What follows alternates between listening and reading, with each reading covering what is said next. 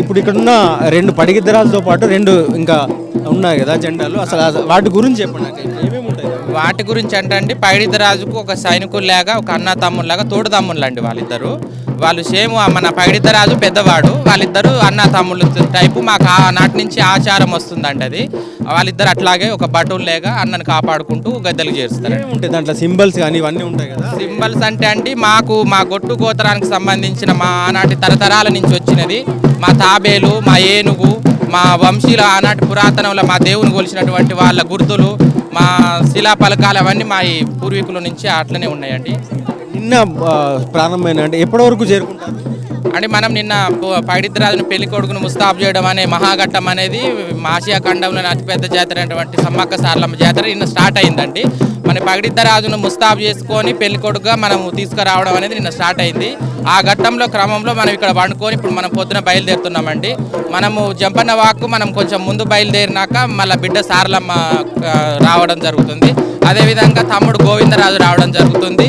ఈ ముగ్గురు దేవతలు మన జంపన్న వాక్కు చేరుకున్నాక కలియకతోటి అక్కడ స్నానం ఆచరించిన తర్వాత ముగ్గురు దేవతలు మళ్ళీ గర్భగుడికి చేరుకోవడం జరుగుతుందండి. రాత్రి 7-8 అవుతుందండి గర్భగుడికి వెళ్ళేసరికి. అక్కడ నుంచి మనము పూజా విధానం అన్ని చేసుకొని మనం ఆ గర్భగుడిలో పూజా విధానం అనేది చేసుకొని మనము రాత్రి 12 గంటలకు మనం గద్దెలకు చేరుకోవడం జరుగుతుందండి. మీరు చెప్పండి, అంటే మొత్తం అంటే ఎట్లా పూజలు ఎట్లా చేస్తుంటారు? ఈ ప్రత్యేకంగా ఇప్పుడు ఈ వస్తున్నప్పుడు కూడా దారిలో అందరు ఊర్లలో ఎట్లా స్వాగతం చెప్తుంటారు?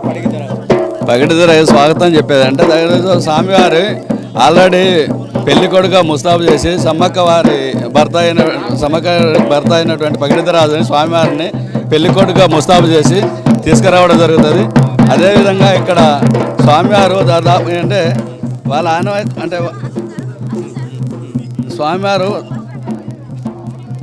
మోచంతో ఉన్న భక్తులకు ఏ కోరికలు అయితే కోరుతారో ఆ విధంగా కోరికలు తీర్చడం కోసమే వీళ్ళు ఈ భక్తులు అందరూ ఎగబడి ప్రయాణం అంటే మేము వస్తూ ఉంటే వెంటబడి మీద పడుతూ వస్తూ ఉంటారు.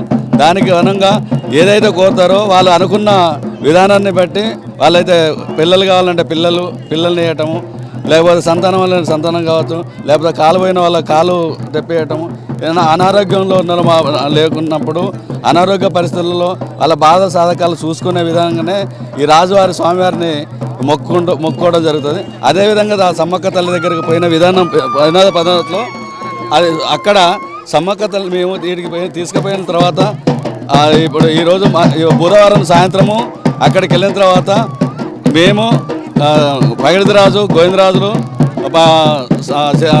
కన్నెపల్లి నుంచి సారలమ్మ ఈ 3 దేవతలు గద్దెల మీద చేరుకుంటాయి.